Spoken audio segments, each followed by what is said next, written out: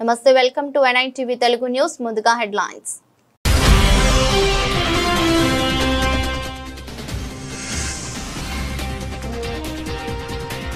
నకిలీ మద్యం కేసులో మాజీ మంత్రి జోగి రమేష్ అరెస్ట్. రాజకీయ కక్షతోనే తనను ఇరికించారన్న జోగి రమేష్.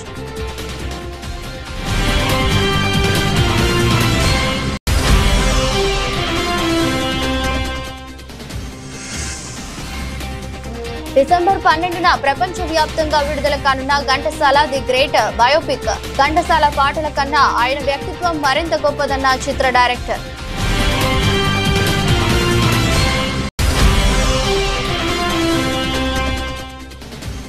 ఎన్టీఆర్ భవన్ లో ఘనంగా ఎర్రన్నాయుడి 13వ వర్ధంతి కార్యక్రమం. ఎర్రన్నాయుడు చిత్రపటానికి పూలమాలలు వేసి ఘనంగా నివాళులర్పించిన ఎంపీ కేశినేని శివనాథ్.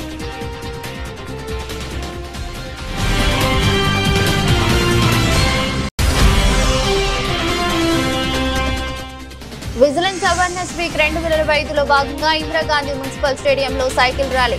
అవినీతిపై మీరు ఫిర్యాదు చేయాలనుకుంటే 104 కాల్ చేయవచ్చన్న ACB director general Atul Singh. నకిలీ మద్యం కేసులో వైసీపీ సీనియర్ నేత మాజీ మంత్రి జోగి రమేష్ ను ప్రత్యేక దర్యాప్తు బృందం అధికారులు అరెస్ట్ చేశారు. కృష్ణా జిల్లా ఇబ్రహీంపట్నంలోని ఆయన నివాసంలో ఈ రోజు ఉదయం నాటకీయ పరిణామాల మధ్య ఆయన్ను అదుపులోకి తీసుకున్నారు.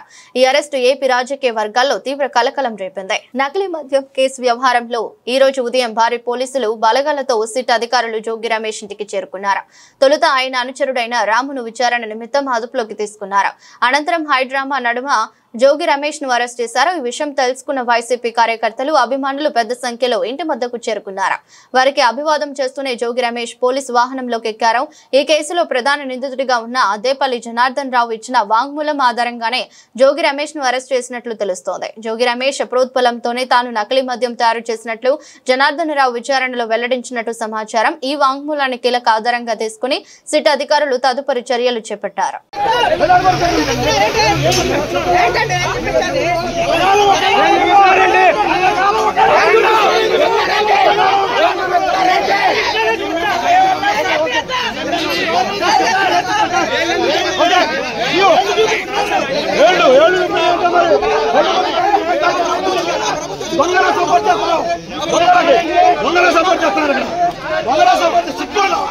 సిగ్గులేదు బతుకులు, సిగ్గులేదు ఉద్యోగాలు.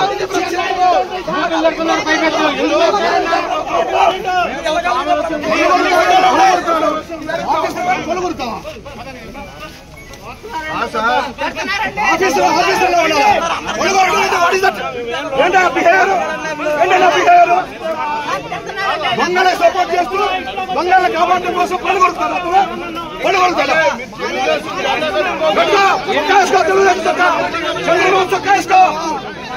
చంద్రబాబు సొక్కేసుకో పుడుతున్నాడు మొత్తం రాష్ట్రం మొత్తం.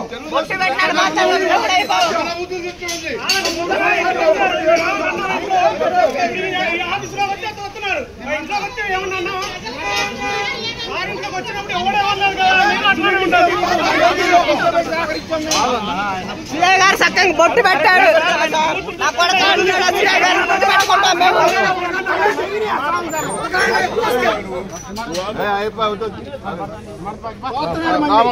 మాకు ఉండదండి. జగన్మోహన్ రెడ్డి డిజిటల్ బుక్ పెట్టారు. మాకు గారు నా పడకలారని పెడుతున్నారు. ఏంటన్నా జెండా కట్టారండి పోలీస్ స్టేషన్ కి, టీడీపీ జెండా.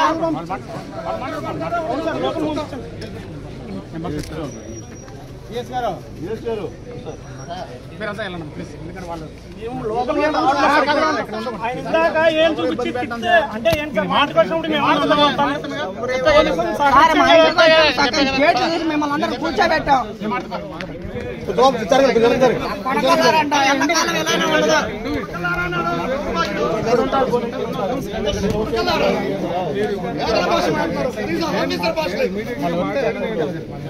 డ్రెస్ వేసుకుని తెలుగుదేశం చొక్కా వేసుకోమనండి, తెలుగుదేశం చొక్కా వేసుకోమనండి.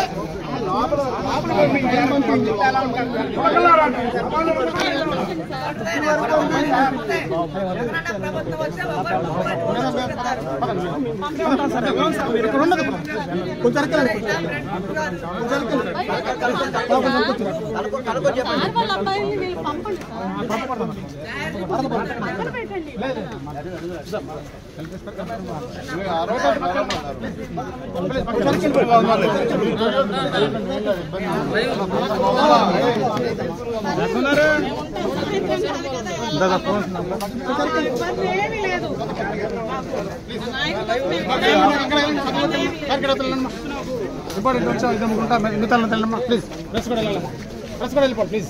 సో ఇటు వచ్చేసారు.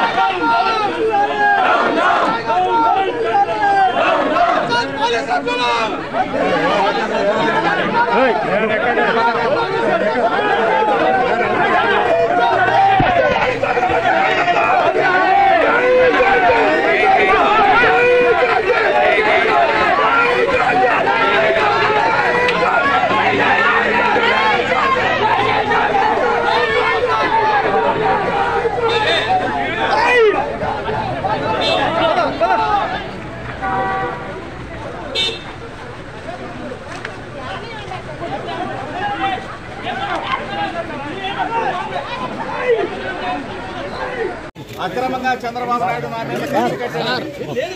రాష్ట్ర ప్రజలకు ఒకసారి చెప్తా ఉన్నాను, ఇది దుర్మార్గమైన చర్య. మా భార్య బిడ్డల సాక్షిగా ప్రమాణం చేసి ప్రమాణం చేశారు. అయినా చంద్రబాబు నాయుడు రాక్షస ఆనందం తీరలేదు. చంద్రబాబు నాయుడు దుర్మార్గానికి పరాకాష్ట.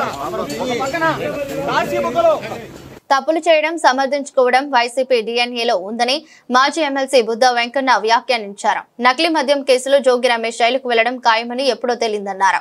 చంద్రబాబు లోకేష్లపై నిందలు మోపడం దుర్మార్గమని, జోగి రమేష్ ఒక బచ్చా, ఆయన గురించి ఆలోచన చేయడం చంద్రబాబుకు అవసరం లేదన్నారు. జనార్దన్ రావు ఇచ్చిన సమాచారంతో జోగి రమేష్ ను అరెస్ట్ చేశారని చెప్పారు. అమ్మవారి గుడికి వెళ్లి దొంగ ప్రమాణం చేశాడని, అందుకే అమ్మవారు వెంటనే ప్రభావం చూపించి అని చెప్పారు. కల్తీ మద్యం కేసులో పాత్రధారులు, సూత్రధారులు అందరూ జైలుకు వెళ్లడం ఖాయమని తెలిపారు. ఇవాళ జోగి రమేష్ అరెస్టు పాపం పండినవాడు జైలుకి వెళ్ళక తప్పదు. ఇది జోగి రమేష్ అరెస్టు ప్రభుత్వానికి ఎటువంటి సంబంధం లేదు.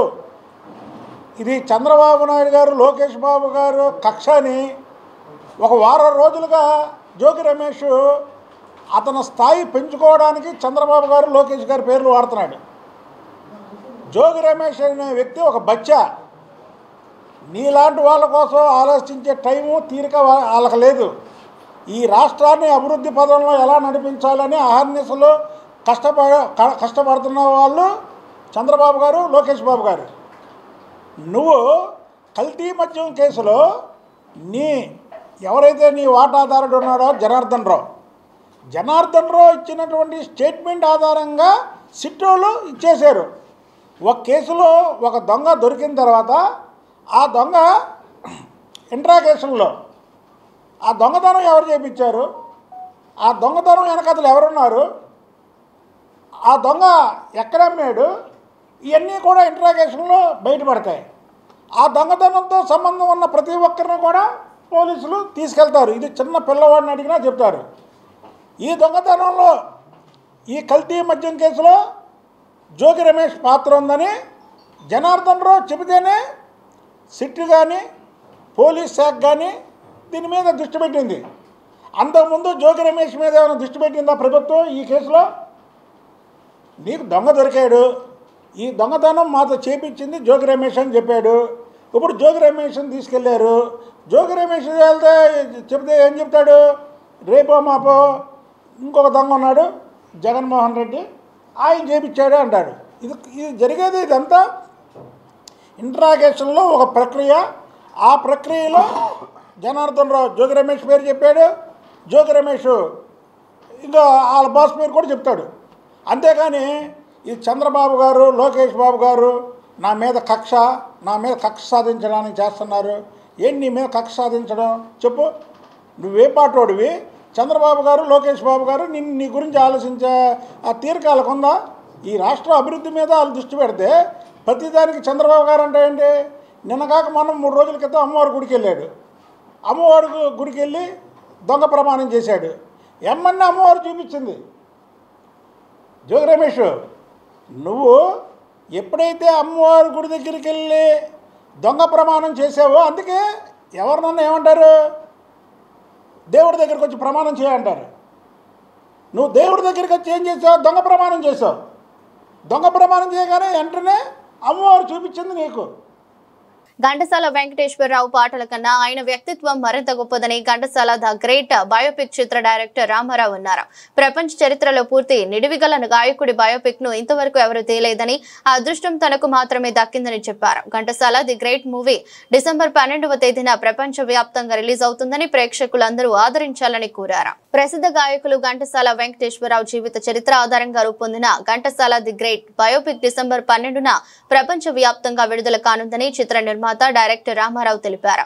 ఈ సందర్భంగా ట్రెండ్ సెట్ మాల్ లో ప్రివ్యూ షో వేశారు. అనంతరం రామారావు మాట్లాడుతూ ఘంటసాల పేరు వినగానే చిరస్మరణీయమైన గీతాలు గుర్తుకు వస్తాయని, అయితే ఆయన వ్యక్తిత్వంలో ఉన్న గొప్పతనం, కష్ట సాధన గురించి నేటి తరానికి పెద్దగా తెలియదని రామారావు అన్నారు. ఈ బయోపిక్ ద్వారా ఆ విషయాన్ని అందరికీ పరిచయం చేయాలని భావించి ఎంతో శ్రద్ధతో సినిమా రూపొందించామని చెప్పారు. చిత్ర నిర్మాణ సమయంలో కొన్ని న్యాయపరమైన సమస్యలు ఎదురైనప్పటికీ అవన్నీ పరిష్కరించుకుని ప్రేక్షకుల ముందుకు తీసుకురావడం పట్ల ఆయన సంతోషం వ్యక్తం చేశారు.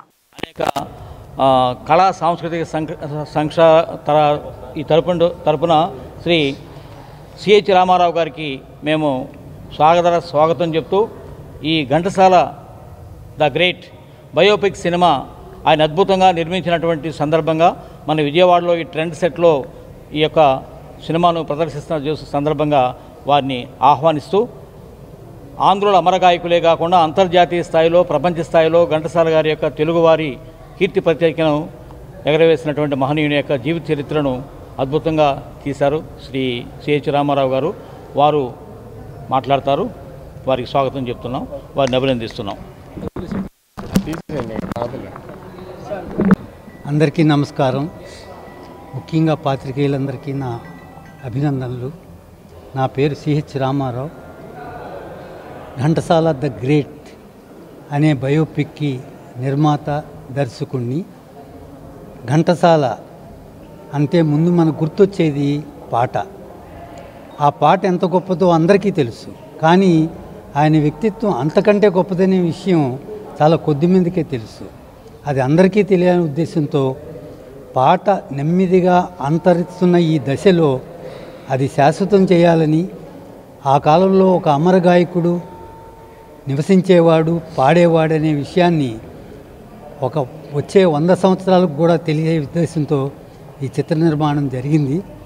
చాలా ఘంటసాల గారు మొదటి పాట పాడడానికి ఎంత కష్టపడ్డాడో అంతకంటే కష్టపడి ఈ సినిమా తీయడం జరిగింది. కొన్ని న్యాయపరమైన చిక్కుల వల్ల ఈ సినిమా విడుదలకు ఆలస్యమైనది. అవన్నీ తొలగిపోయాయి. ఈ సినిమాని డిసెంబర్ 12వ తారీఖుని ప్రపంచవ్యాప్తంగా విడుదల చేయడానికి సిద్ధపడ్డామనే విషయాన్ని ఈ పాత్రికేయుల ముఖంగా తెలియడానికి ఆనందిస్తున్నాను. మరో విషయం ఏంటంటే, భారతదేశంలోనే ఇంచుమించుగా ప్రపంచ చరిత్రలోనే ఒక గాయకుడి మీద ఇంతవరకు పూర్తి నిడివిగల బయోపిక్ రాలేదు. అది ఆ ఖ్యాతి ఘంటసాల వెంకటేశ్వరరావు గారికి దక్కింది. అది తీసే భాగ్యం భగవంతుడు నాకే కల్పించాడు. అందుకు ఆయనకి సర్వదా కృతజ్ఞుడిని. ఇకపోతే ఇందులో ఘంటసాల గారి వ్యక్తిత్వం భావి పౌరులకి, పిల్లలకి, పెద్దలకి, కష్టపడుతున్న వారికి అందరికీ కూడా చాలా స్ఫూర్తిదాయకం. అది సినిమా చూస్తే కానీ అది అర్థం కాదు. అందుకని ఆశేష ప్రేక్షకులకు నా విజ్ఞప్తి, ఈ సినిమా చూసి ఆయన చరిత్ర ఎంత గొప్పదో తెలుసుకోవాల్సిందిగా ప్రార్థిస్తున్నాను.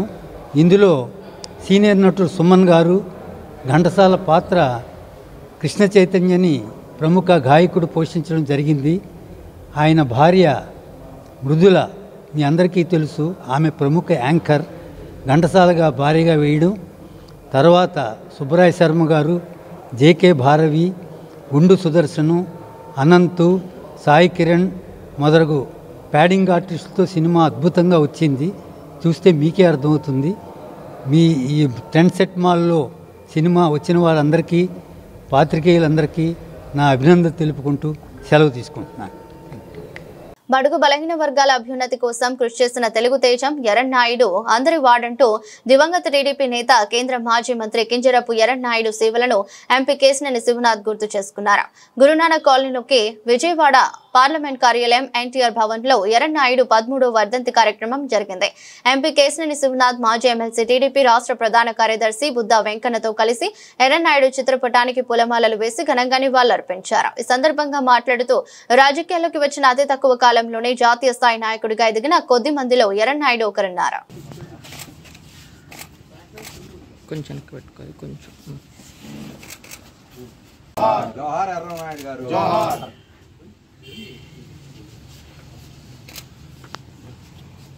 మన సమాజ అభివృద్ధికి అవినీతి అవరోధంగా ఉందని, దాన్ని పారదోలాల్సిన అవసరం ఉందని ACB director general Atul Singh తెలిపారు. ఏదైనా అవినీతిపై మీరు ఫిర్యాదు చేయాలనుకుంటే 1064కు కాల్ చేయవచ్చన్నారు. విజిలెన్స్ అవేర్నెస్ వీక్ 2025లో భాగంగా ఇందిరాగాంధీ మున్సిపల్ స్టేడియంలో సైకిల్ ర్యాలీని ప్రారంభించారు. ఈ సందర్భంగా ACB director general Atul Singh మాట్లాడుతూ, సర్దార్ వల్లభాయ్ పటేల్ జయంతి రోజున అవినీతికి వ్యతిరేకంగా విజిలెన్స్ అవేర్నెస్ వీక్ ను చేపట్టడం జరుగుతుందన్నారు. నవంబర్ 2వ తారీఖు వరకు దీనిపై ప్రజల్లో దేశవ్యాప్తంగా అవగాహన కల్పిస్తారని, అవినీతికి వ్యతిరేకంగా ప్రజల్లో అవగాహన కల్పించడానికి విజిలెన్స్ అవగాహన వారోత్సవాల్లో భాగంగా సైకిల్ ర్యాలీని చేపట్టామన్నారు. రాష్ట్రంలో విజయవాడ, విశాఖపట్నం, తిరుపతిలలో కూడా సైకిల్ ర్యాలీ నిర్వహిస్తున్నామన్నారు. అవినీతికి వ్యతిరేకంగా పోరాడేందుకు ప్రతి ఒక్కరూ ముందుకు రావాలని పిలుపునిచ్చారు. సమాజ అభివృద్ధికి అడ్డుగోడగా ఉన్న అవినీతిని పారదోలాల్సిన అవసరం ఉందన్నారు. అవినీతి అనేది రెండు వైపులా, అంటే ఇచ్చేవారు పుచ్చుకునే వారిపై ఆధారపడి ఉంటుందన్నారు. 31 అక్టోబర్ సర్దార్ వల్లభాయ్ పటేల్ బర్త్డే ఏ వీక్లో వస్తుంది. ఆ వీక్లో మనము విజిలెన్స్ అవేర్నెస్ వీక్ అబ్జర్వ్ చేస్తాము. ఈసారి ఈ విజిలెన్స్ అవేర్నెస్ వీక్ 27 అక్టోబర్ నుంచి 2 నవంబర్ వరకు మనము అబ్జర్వ్ చేశాము. మొత్తం రాష్ట్రంలో చాలా యాక్టివిటీస్ జరిగినాయి. పబ్లిక్ అవేర్నెస్ క్యాంపెయిన్ ముఖ్యమైన విషయం. దాని సందర్భంగా ఈరోజు మనము సైకిల్ ర్యాలీ విజయవాడలో ఆర్గనైజ్ చేస్తున్నాము.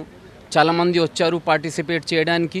Public awareness, anti corruption issues మీద ఎలా ఉండాలా దానికోసమే ఈ సైకిల్ ర్యాలీ ఆర్గనైజ్ చేయడం జరిగింది. దానికి యాంటీ కరప్షన్ ఇష్యూస్లో సీఎం గారు కూడా బాగా ఫోకస్ చేస్తున్నారు, మనకి ఎంకరేజ్మెంట్ కూడా చేస్తున్నారు. ఏసీబీ ఆర్గనైజేషన్ ద్వారా కరప్షన్ విషయంలో ఏదైనా ఇష్యూ వస్తే 1064కి కాల్ వస్తే ఇమీడియట్గా యాక్షన్ తీసుకోవాలా. అదేవిధంగా వేరే డిపార్ట్మెంట్స్లో కరప్షన్ ఎక్కడ అవుతుంది దానికి ఐడెంటిఫై చేసుకొని ప్రివెంట్ చేయడానికి, తర్వాత కరప్ట్ ఆఫీసర్స్ని అరెస్ట్ చేసి కేసు బుక్ చేయడానికి ఎఫర్ట్ చేయమని సార్ ద్వారా కూడా మనకి ఇన్స్ట్రక్షన్స్ ఉన్నాయి.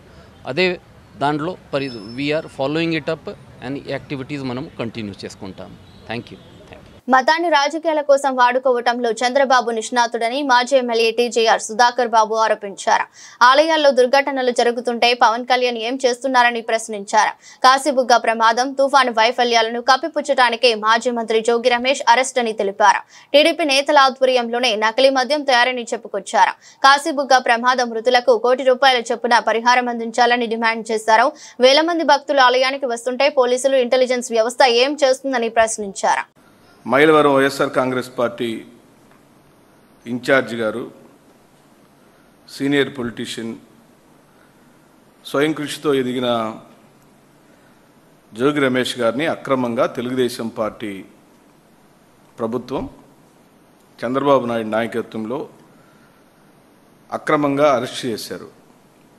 కారణం, ఈ మధ్య బయటపడిన నకిలీ మద్యం తయారీ.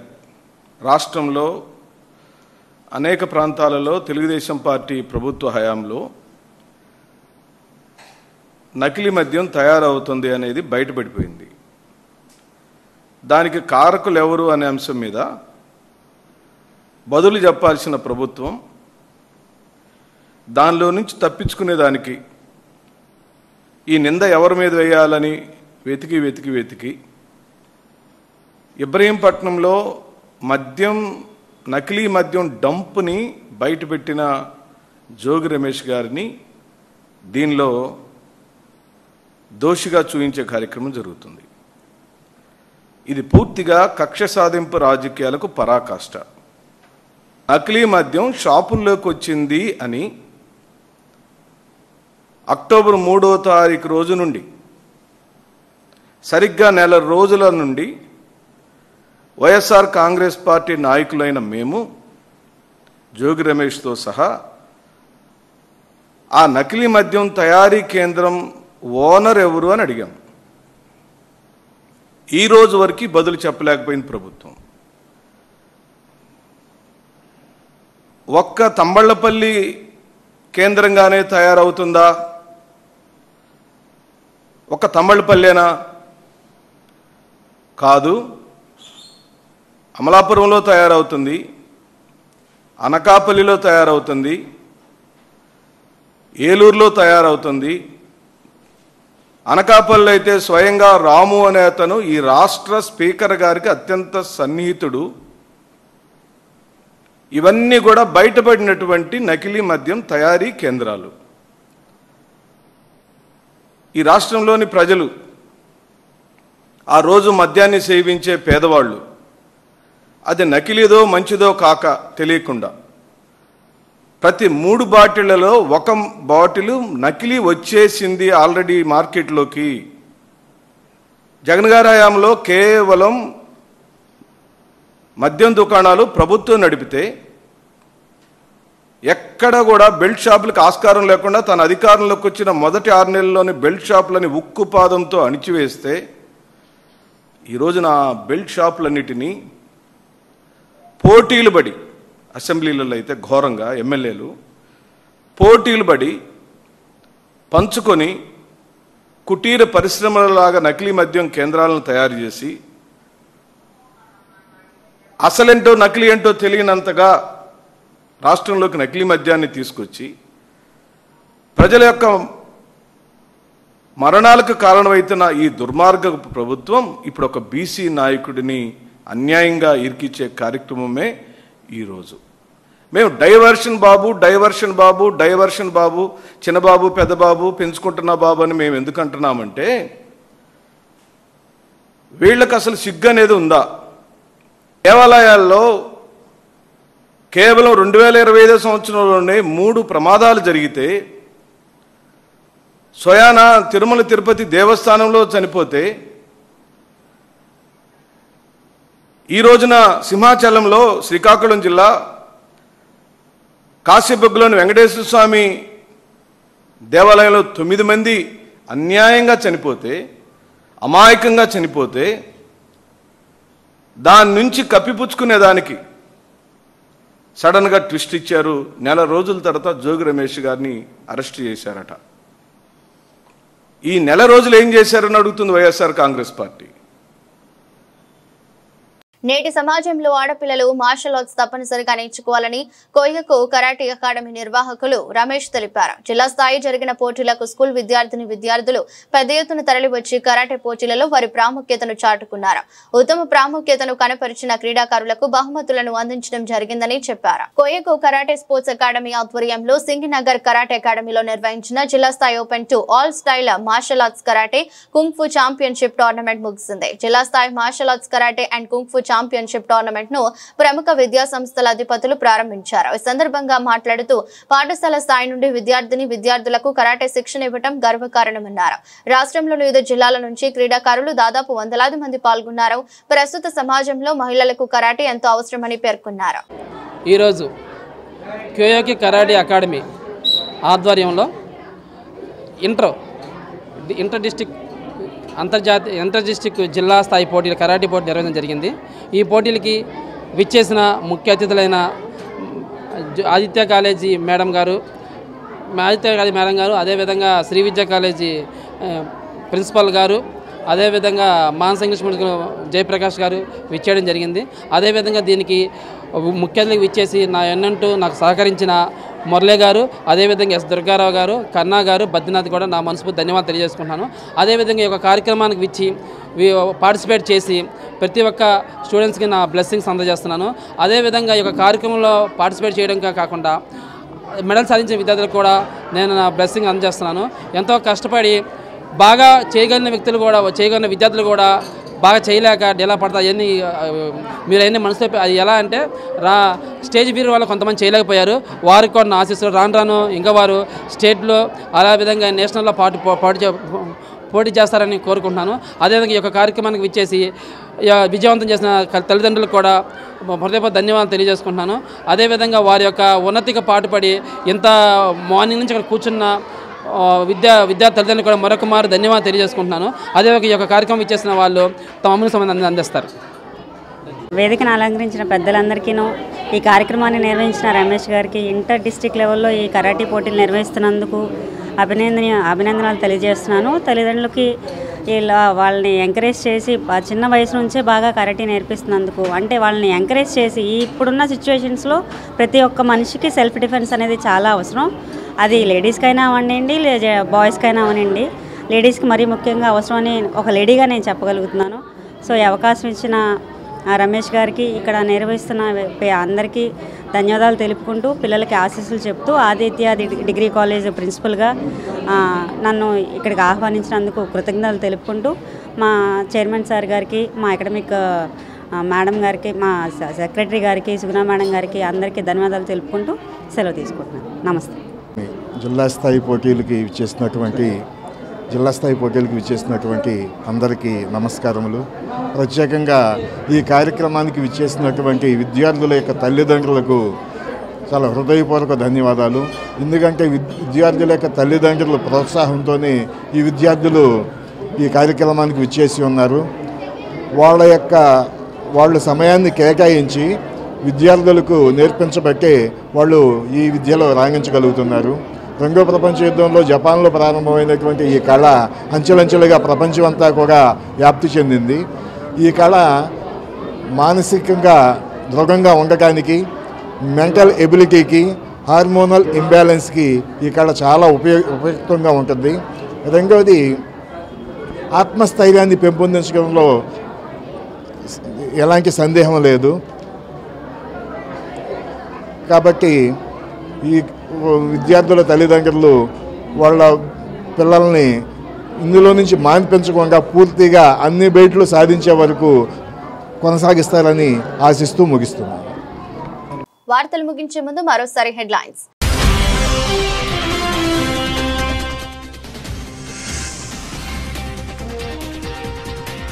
నకిలీ మద్యం కేసులో మాజీ మంత్రి జోగి రమేష్ అరెస్ట్. రాజకీయ కక్షతోనే తనను ఇరికించారన్న జోగి రమేష్.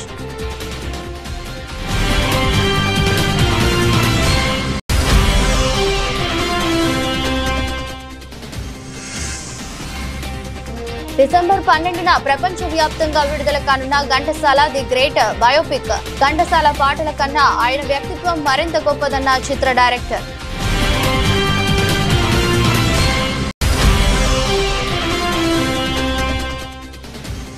ఎన్టీఆర్ భవన్ లో ఘనంగా ఎర్రన్నాయుడి 13వ వర్ధంతి కార్యక్రమం. ఎర్రన్నాయుడు చిత్రపటానికి పూలమాలలు వేసి ఘనంగా నివాళులర్పించిన ఎంపీ కేశినేని శివనాథ్.